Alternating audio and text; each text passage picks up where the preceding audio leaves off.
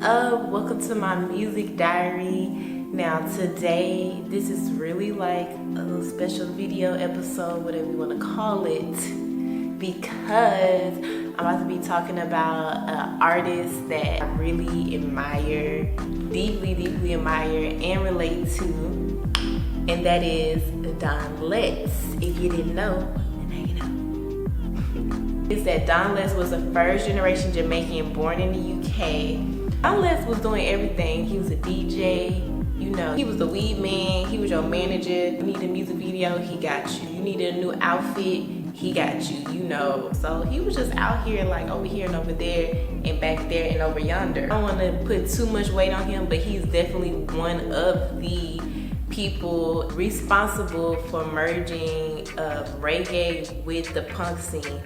But with that being said, this wasn't too much of a far out idea because a lot of people from Jamaica immigrated to the UK after World War II. The presence of ska and reggae was already becoming and started to become melded into British culture in the 60s and the 70s. But it was still fairly like new and not all the way accepted. And you know, in the punk scene, in the beginning, nobody was really cutting records, they were just making songs. So he was just like, I gotta play some music in between sets because he was the DJ. He was like, I'm gonna play some reggae music, and you know, they was loving it. A few weren't, but for the most part, they was loving it. Basically, reggae became the soundtrack to these punks' lives. And the thing about it is that reggae is very similar. You got two groups of people that's just not here for the bullshit, okay? So Don Letts is also one of my favorite filmmakers. Like pretty much everything that he's made, like I have absolutely loved. From his first film, the punk rock movie, he is definitely, you know,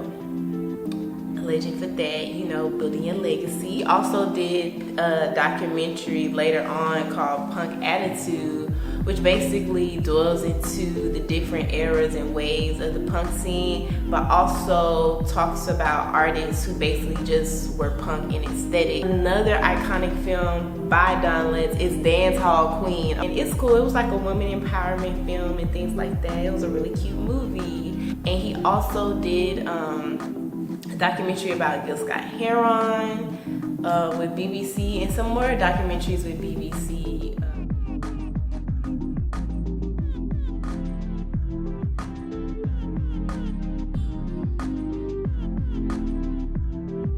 He did the film One Love, starring Kimani Marley, and Idris Elba was in that movie. Yes, you know, young Idris Elba. He actually had a friendship with Bob Marley back in the 70s, so, you know, it's a little connection there. He did a few of Bob Marley's and the Wailers music videos. One of the more noted ones is One Love, which is real cute. And he was real cool with The Clash, and he did a bunch of their music videos. He did a lot of them. And he also started his own musical groups, which was Still Leg and then the Big Audio Dynamite. And he also later wrote and published the book Culture Clash, which just further talks about the dynamics between punk and the reggae scene. So particularly for me, hardcore is my home, and so just finding black people in the scene and knowing their contribution is just really cool. So thank you, Don Letts, for stirring it up over the decades, over 4 decades, you know, like, subscribe, all of that. Bye.